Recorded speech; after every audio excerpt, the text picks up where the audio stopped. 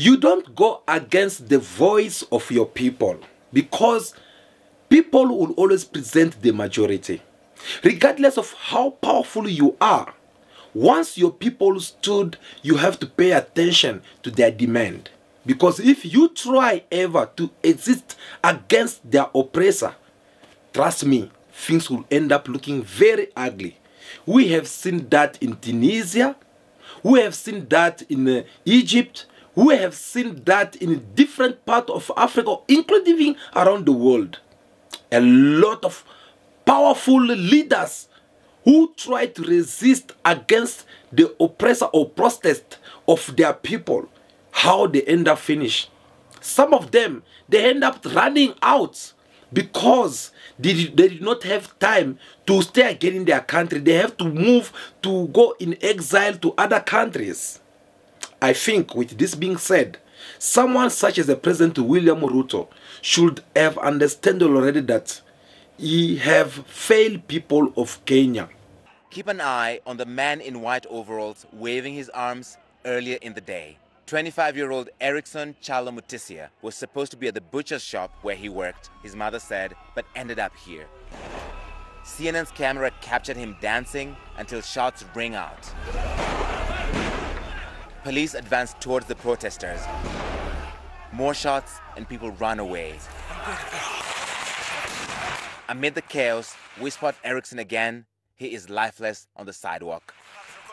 Around him, other protesters are also on the ground. As the smoke lifts, one man has been shot in the head. People rush to help, but police keep firing at them. A bag is thrown in the air as the smoke grenade goes off, but that protester escapes. We were on the scene as this unfolded. Unknown to us at the time, Erickson's body was being carried away behind me, his white overalls soaked in blood. We obtained his autopsy report. Erickson was shot in the back and bled to death. Moments later, another injured protester is carried away, but he is lucky. He survived. That protester is 26-year-old Ian Kea, who was also hit in the back. I'm in pain because of the government.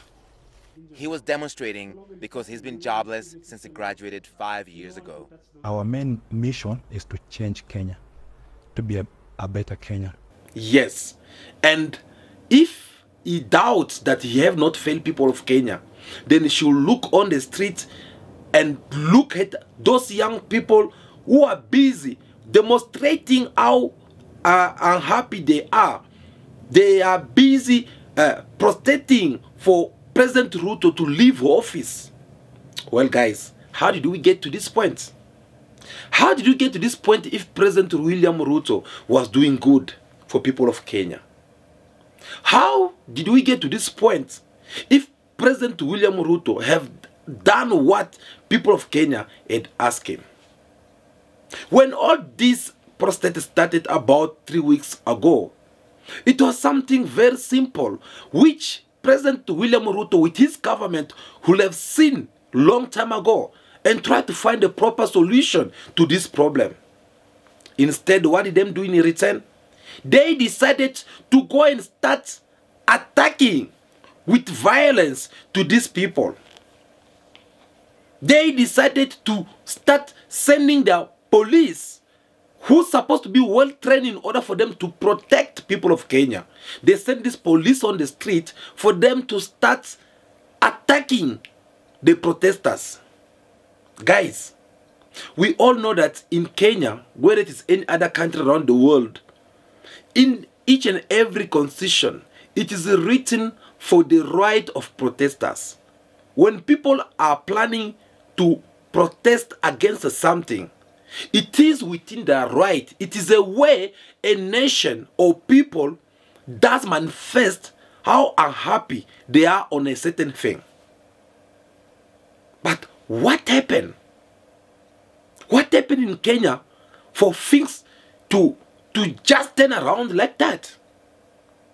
At first, they were all protesting about how the government of William Ruto in the parliament, they have passed a bill which is supposed to be increasing the taxes on even a single bread, which we all know that in Africa, we survive daily. with a bread. Africa is not like Europe countries where you'll see them dropping food in the bushes. Africa is not like a place where you know that, okay, African love to cultivate. But yet we love eating a lot. So, increasing up the price on such a thing as a bread and petrol and oil, it was something which was going to affect people of Kenya in one way or other way. And these people, they came on the street asking for the government, quietly, peacefully, asking for their government to kindly withdraw this bill in the parliament. But again, since you know how politics works, whereby a president, especially in Africa continent, a president, they know very well that they can't survive without having a majority in the parliament. Therefore, they are forced to even buy a majority in the parliament, if they don't have one, of course, from their political party. But just because President William Ruto have the majority over there, they end up passing this bill. Even though they knew already that it was not going to sit okay with people of Kenya, but they pretend if like they were not aware about all this, and they went on and they passed the bill in the parliament. People, they went on the streets. They start showing how angry they are. President Ruto will have just come and tell people that, no, my people, don't worry, go back home, I hear you. No, instead, they decided to send their law enforcement in the streets. And this law enforcement, when they go there, they want to make sure that they have to show to the people that they are the law enforcement. And by doing that, is only by starting like shooting. Many people died. Many people lost their life. Did people die, yes or no? That's a simple question. Of course, people did die. Look at this report. It will make you understand something that I want you to pay attention to. A prayer for the dead. The family of Ibrahim Kamau say their final goodbyes. His body being taken for burial. He was only 19. His mother tells us Ibrahim had just graduated from high school and was hoping to go to college. Ibrahim was shot twice in the neck at a protest in Nairobi. I didn't go that day because I didn't have childcare. But we always went together and came back because the protests were peaceful. The first thing I want is justice for Ibrahim and all the kids who died because they all had dreams. Protests broke out across Kenya last month against a proposed finance bill, largely driven by young people organizing on social media. But the deadliest day was June 25th, when protesters stormed Parliament in Nairobi. Human rights groups accused police of shooting dozens of unarmed protesters, including some who were fleeing. No one has accepted or denied responsibility for the killings. Our crew filmed shocking scenes. Like here, left of your screen, a man running away is shot in the back with a tear gas canister at close range. These protesters standing over a man who's apparently dead. Police fire a non-lethal round directly at them. Nairobi's police chief, seen here, commanded the operation. His officers clearly contravening their own rules for the use of force. CNN analyzed the deadliest 2 hours when most of the protesters are believed to have been killed. There are 3 bodies lying on the ground after we heard live ammunition coming from Parliament. A police truck is on fire, and the protesters appear to be pushing the police, overwhelming them, getting closer to Parliament. Do you regret going out to protest? I'm not regretting anything, because it's my right. Ian is a keen bodybuilder, but has lost the use of his legs. CNN obtained 3 autopsy reports of protesters who were demonstrating around Parliament on the same day. 2 died from gunshot wounds, 1 was shot in the head, the other in the back. One opposition lawmaker concerned about police brutality in recent days says he will fight to hold those responsible. We cannot accept this colonial-minded, archaic, trigger-happy police. Something must change, and we would make sure that the victims of this particular crisis get justice. Families buried their dead. Young men and women vocalizing their anger at a government they feel is not listening to them, not helping them create a better future. An oversight body is investigating police conduct during the protests, but many here don't believe they'll ever see justice.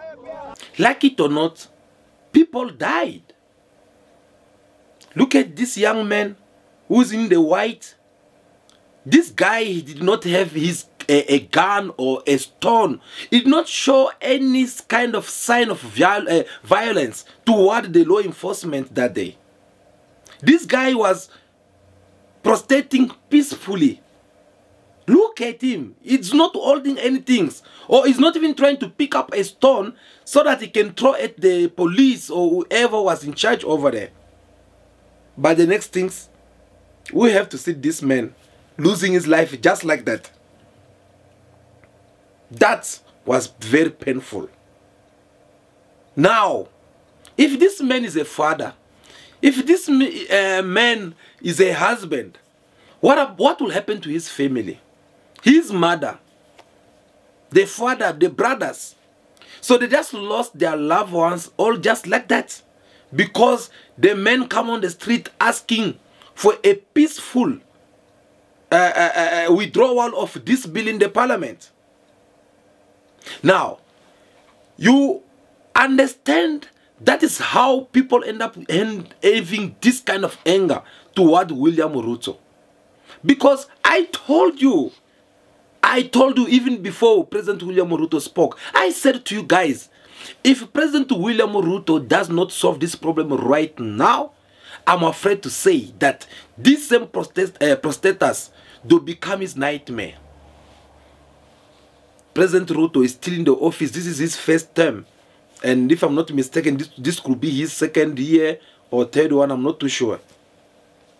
Yet, he's already having this kind of problem. I told you guys, I said, if he does not solve this problem nicely, and people continue dying, it is these same people that will end up changing the problem, and they will ask for him to leave office. Today, where are we? Isn't it this the history of Egypt with Mohammed Mubarak and Tunisia with President Wazizi? This is how it all started. Remember, in Tunisia, they had to kill only one university student. They killed that student today. Tomorrow the whole country was out. So now imagine in Kenya, they already killed over 20 people. They killed 20 people just like that. Those people, they lost their life. Now, President William Ruto, he came and announced this thing saying that no, he is not going to sign this bill. He's not going to do 1, 2, 3, 4. Okay, fine. And then he called for a dialogue with this Genesis so that they should come and negotiate and see a way forward. Now, the same people whom President William Ruto with his government, they're supposed to be negotiating. These people, they rejected him. They reject his offer or proposal of dialogue. And they are calling for President William Ruto to leave office. Well, again, he took it lightly, like the way he did before. But these people, as we are talking right now, they already start mobilizing all the Genesis around Kenya. They are coming now out in their numbers, calling for President William Ruto to step down.